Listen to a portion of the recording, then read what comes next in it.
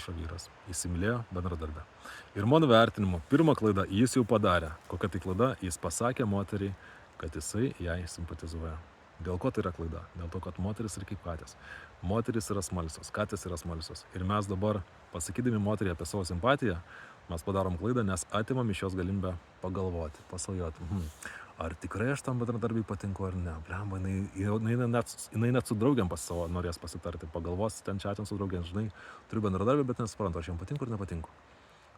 Tai mes pasakydami tokį dalyką, kad apie savo simpatiją moterį, mes atimam galimybę jai pasvaigti, pagalvoti apie mus, pamastyti ir panašiai, pažiūrėti mūsų nuotraukas Facebook'e, slapčia naktį, žinai, pažiūrėti, ar ten, blemba, gal gražus bičias.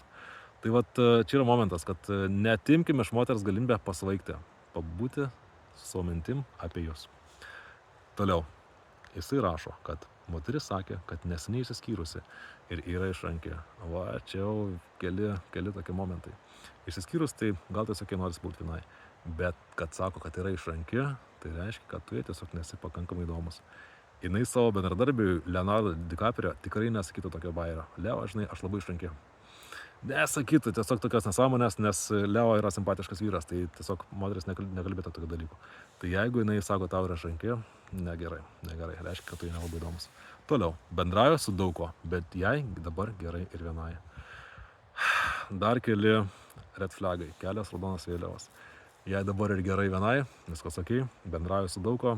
Seni, mažai tau šansų yra šitoj situacijai. Tai dabar atsakant į tavo klausimą, ką daryti, nesivelt ir pamiršt, ar kažkas dar yra.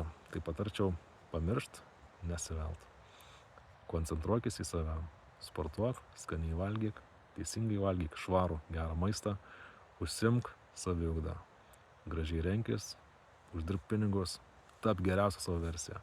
Tuomet to moterų netruks. Nebereiks svarstyti apie bendradarbės, tik išsiskyrusius.